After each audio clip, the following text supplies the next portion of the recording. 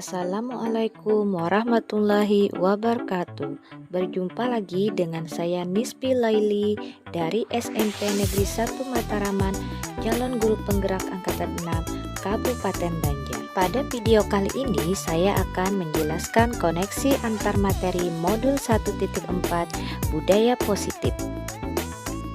Keterkaitan materi pada kali ini adalah tentang pemikiran Ki Hajar Dewantara tentang pendidikan dan pengajaran, peran dan nilai guru penggerak, paradigma inquiry apresiatif Bagja, visi guru penggerak, dan budaya positif sehingga mewujudkan profil pelajar Pancasila di sekolah. Menurut Ki Hajar Dewantara, pendidikan adalah pembudayaan buah budi manusia yang beradab dan buah perjuangan manusia terhadap dua kekuatan yang selalu mengelilingi hidup manusia, yaitu kodrat alam dan kodrat zaman atau masyarakat. Ki Hajar Dewantara membedakan antara pengajaran dan pendidikan. Pendidikan adalah tuntutan bagi seluruh kekuatan kodrat yang ada pada anak, agar mereka sebagai manusia dan sebagai anggota masyarakat dapat mencapai keselamatan dan kebahagiaan yang setinggi-tingginya. Sedangkan pengajaran adalah pendidikan dengan cara memberi ilmu atau pengetahuan agar bermanfaat bagi kehidupan lahir dan batin. Adapun peran guru penggerak, yang pertama menjadi pemimpin pembelajaran, yang kedua menggerakkan komunitas praktisi, yang ketiga mendorong kolaborasi antar guru, yang keempat menjadi coach bagi guru lain, dan yang kelima mewujudkan kepemimpinan pada murid. Sedangkan nilai guru penggerak yang pertama adalah mandiri, yang kedua reflektif, yang ketiga kreatif, yang keempat inovatif, dan yang kelima berpihak pada murid. Hal ini juga erat kaitannya dengan paradigma inquiry apresiatif, yang mana inquiry apresiatif adalah pendekatan manajemen perubahan yang kolaboratif dan berbasis perubahan sebagai salah satu model manajemen perubahan dan mencoba menerapkan melalui tahapan dalam inquiry. Pun tahapan inquiry apresiatif Bagja yaitu B. Buat pertanyaan, A. Ambil pelajaran, G. Gali mimpi, J. Jabarkan rencana, A. Atur eksekusi. Paradigma inquiry apresiatif ini juga sejalan dengan pernyataan Ki Hajar Dewantara bahwa anak-anak hidup dan tumbuh sesuai dengan kodrat sendiri, baik kodrat alam maupun kodrat zaman. Pendekatan paradigma inquiry apresiatif sejatinya adalah menggali potensi setiap anak sesuai dengan kodrat masing-masing. Jadi, paradigma ini bisa menjadi salah satu metode untuk mencapai visi yang sesuai dengan peran dan nilai guru penggerak serta filosofi Ki Hajar Dewantara. Sedangkan kaitan visi guru dengan pemikiran Ki Hajar Dewantara adalah pendidik wajib menerapkan konsep pemikiran dari Ki Hajar Dewantara dengan memberikan teladan hidup dan kehidupan, mendampingi anak dengan rasa menyenangkan dan berkembang sesuai kodrat alam dan kodrat zaman yang dimiliki masing-masing anak. Sesuai dengan semboyan Ki Hajar Dewantara, yaitu memberi teladan Ingarso Sung Tulodo, membangun semangat ing Madiu Mangun Karsa, dan memberikan dorongan Tuturi Handayani bagi tumbuh kembang anak. Selanjutnya budaya positif. Budaya positif di sekolah dengan menerapkan konsep-konsep inti seperti disiplin positif, kebutuhan dasar manusia, posisi kontrol, keyakinan sekolah atau kelas, dan segitiga restitusi. Disiplin positif merupakan pendekatan mendidik anak untuk melakukan kontrol diri dan pembentukan kepercayaan diri. Sedangkan kebutuhan dasar manusia itu ada 5. Yang pertama, bertahan hidup. Yang kedua, kasih sayang dan rasa diterima. Yang ketiga, penguasaan. Yang keempat, keempat, kebebasan. Dan yang kelima, kesenangan. Sedangkan posisi kontrol itu juga ada 5. Yang pertama, pemberi hukuman. Yang kedua, pembuat rasa bersalah. Yang ketiga, sebagai teman. Yang keempat, pemantau. Dan yang kelima, manajer.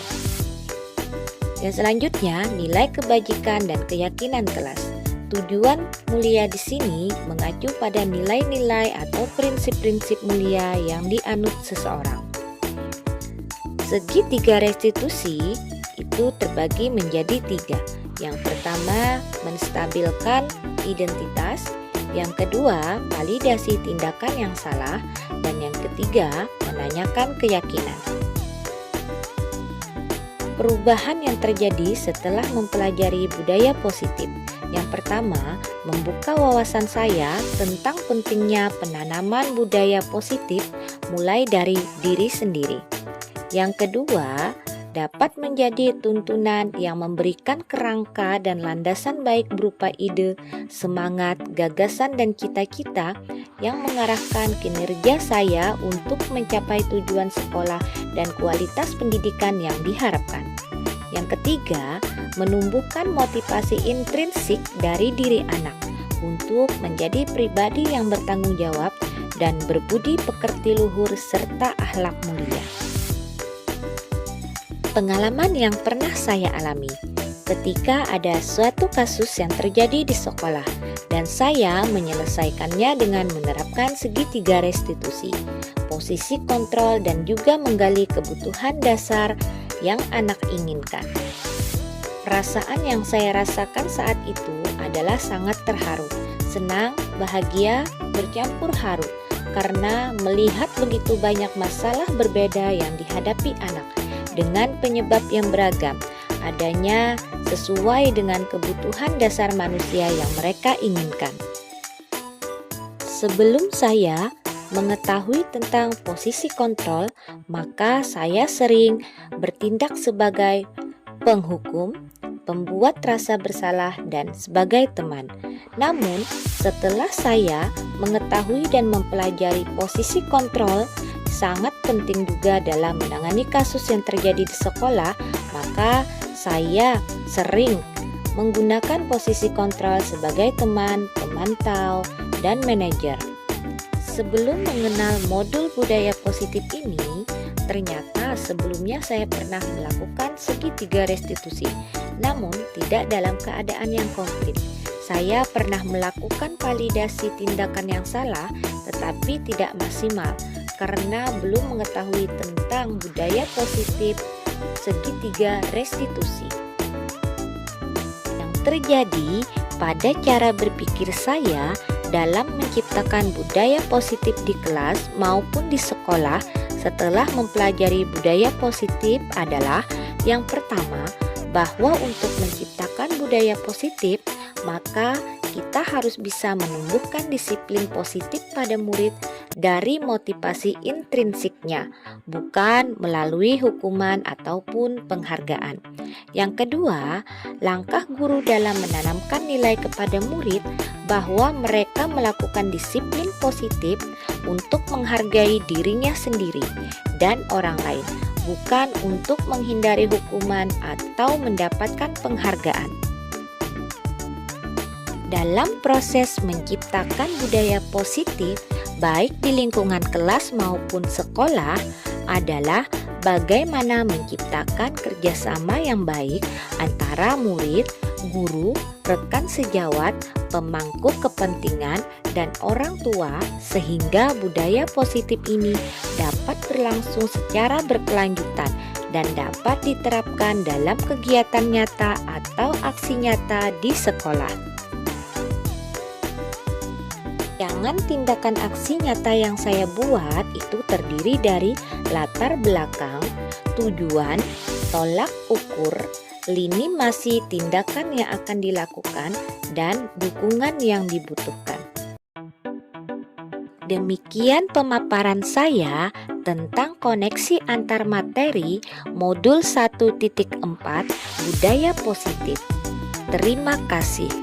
Wassalamualaikum warahmatullahi wabarakatuh. Salam guru penggerak. mewujudkan transformasi pendidikan.